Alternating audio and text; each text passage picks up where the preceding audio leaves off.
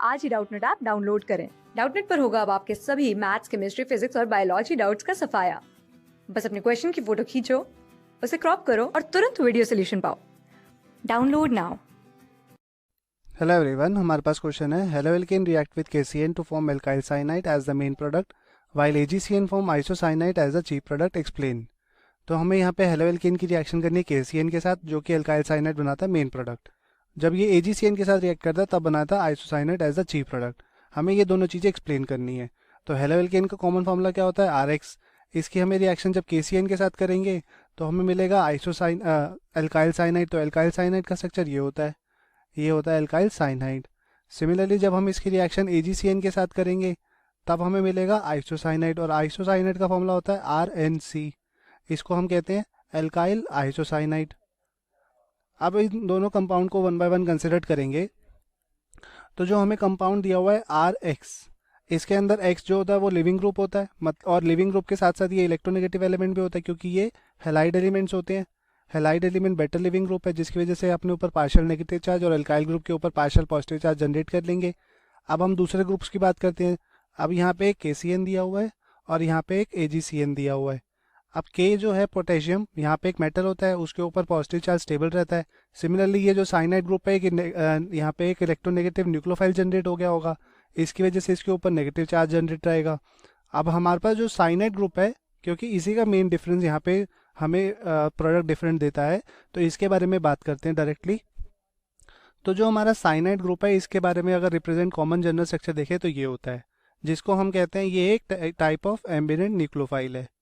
Ambient nucleophile से क्या पता चल पा रहा है? ये यहाँ पे 2 एटम्स है, कार्बन और नाइट्रोजन, ये 2 साइड से बॉन्डिंग कर सकता है, तो इसकी वजह से इसको हम कहते हैं ये एम्बिडेंट न्यूक्लियोफाइल है।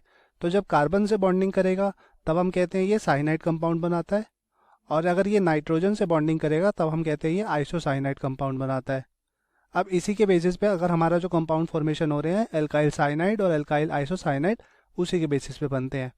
अब यहाँ पे अभी हमने देखा जो KCN था, यहाँ पे पॉजिटिव और नेगेटिव चार्ज जनरेट हो रहा है, क्योंकि ये जो कंपाउंड है ये एक आयनिक कंपाउंड है। आयनिक कंपाउंड की वजह से इसने अपने ऊपर पार्शियल पॉजिटिव और पार्शियल नेगेटिव चार्ज जनरेट कर लिया। बट जो हमारा AgCN मॉलिक्यूल है यहाँ पे, ये आयनिक कंपाउंड नहीं है, ये एक कोवेलेंट कंपाउंड है। तो कोवेलेंट कंपाउंड है तो ये अपने ऊपर पार्शियल पॉजिटिव चार्ज और पार्शियल नेगेटिव चार्ज जनरेट नहीं करेगा। और हमने अभी क्या यहाँ पे पढ़ा है कि नेगेटिव चार्ज जो होता है वो कार्बन एटम के ऊपर होता है, तभी हमें जो कंपाउंड एल्काइल आइसोसाइनाइड मिलता है। अब क्योंकि नेगेटिव चार्ज कार्बन एटम के ऊपर था, तो ये इलेक्ट्रोफाइल के ऊपर जाके अटैक कर सकता है, जो कि हमारा एल्काइल ग्रुप है। और एल्काइल ग्रुप के जब ऊपर जाके इसने अटैक किया तो इसने क्या कंपाउंड बना लिया? एक एल्काइल आइसोसाइनाइड। ये हमारी रिएक्शन थी। KCN के साथ जब रिएक्शन कर रहा था तब ये एल्काइल आइसोसाइनाइड बना रहा था। तो यहाँ पे ये नेगेटिव चार्ज, ये पॉजिटिव चार्ज, ये नेगेटिव चार्ज, ये पॉजिटिव चार्ज जनरेट हुआ था। तो नेगेटिव चार्ज वाला पॉजिटिव चार्ज के ऊपर, और यहाँ पे ये नेगेटिव चार्ज पॉजिटिव चार्ज के ऊपर। तो ये रिएक्शन होके क्या प्रोडक्ट बन जाएगा? एक एल्काइल आइसोसाइनाइड और साथ में ही एक एल्काइल हैलाइड। ये हमारा बन जाएगा, ये हमारा स्ट्रक्चर बन जाएगा। इसके अंदर एल्काइल हैलाइड नहीं बनेगा, यहाँ पे जो मॉलिक्यूल बाहर निकलेगा वो हमारा KX निकलेगा, क्योंकि KX बच गया इसके अंदर। अब हमारा यहाँ पे KX मॉलिक्यूल बाहर निकल जाएगा। तो ये तो हो गई जब रिएक्शन हो रही है इस कार्बन एटम के नेगेटिव चार्ज के ऊपर, जब मॉलिक्यूल आयनिक था। बट यहाँ पे अब हमें AgCN मॉलिक्यूल भी दिया हुआ है, जो एक कोवेलेंट कंपाउंड है। तो covalent compound sharing of electron के बेसिस पे अपने बॉन्ड फॉर्मेशन करते हैं, मतलब कि ये आयनाइजेशन नहीं करेंगे। तो covalent compound does not ionise. तो ये आयनाइज नहीं कर पाएंगे, तो जो नेगेटिव चार्ज कार्बन एटम के ऊपर प्रेजेंट था वो अब यहाँ पे नाइट्रोजन एटम के ऊपर भी प्रेजेंट हो सकता है। और नाइट्रोजन एटम की जब बॉन्डिंग करेगा, नाइट्रोजन एटम के ऊपर नेगेटिव चार्ज है, नाइट्रोजन एटम से बॉन्डिंग करेगा, और जब नाइट्रोजन से बॉन्डिंग करेगा, हमने यहाँ पे अभी पढ़ा था कि ये आइसोसाइनाइड कंपाउंड बनाता है। अब यहाँ पे कोवेलेंट कंपाउंड है, तो ये एल्काइल हैलाइड के साथ जब रिएक्शन करेगा तो नेगेटिव चार्ज यहाँ पे, पॉजिटिव चार्ज यहाँ पे, और नेगेटिव चार्ज नाइट्रोजन के ऊपर है, तो नेगेटिव चार्ज वाला नाइट्रोजन एटम अब एल्काइल ग्रुप के ऊपर जाके अटैक करेगा, और कंपाउंड जो फॉर्मेशन होगी वो नाइट्रोजन की वजह से होगी। तो इन दोनों की जब रिएक्शन हो जाएगी तब हमें ये कंपाउंड मिलेगा RNC, जिसको हम कहते हैं एल्काइल आइसोसाइनाइड।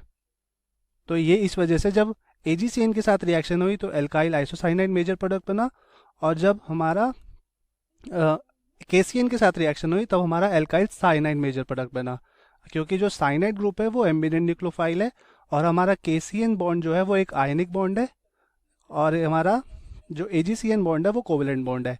आयनिक बॉन्ड की वजह से कार्बन एटम के ऊपर नेगेटिव चार्ज रहेगा और कोवेलेंट बॉन्ड की वजह से नाइट्रोजन एटम के ऊपर नेगेटिव चार्ज रहेगा, जिसकी की वजह से हमारे दो कंपाउंड बनते हैं, एक एल्काइल साइनाइड और एक एल्काइल साइनाइड आइसोसाइनाइड। तो यही है इसका reason. Thank you, hope you like it. Class 6 से 12 से लेके नीट, IIT, JEE मेंस और एडवांस के लेवल तक 10 मिलियन से ज्यादा स्टूडेंट्स का भरोसा। आज ही डाउनलोड करें डाउटनेट ऐप या व्हाट्सएप कीजिए अपने डाउट्स 8400 400 400 पर।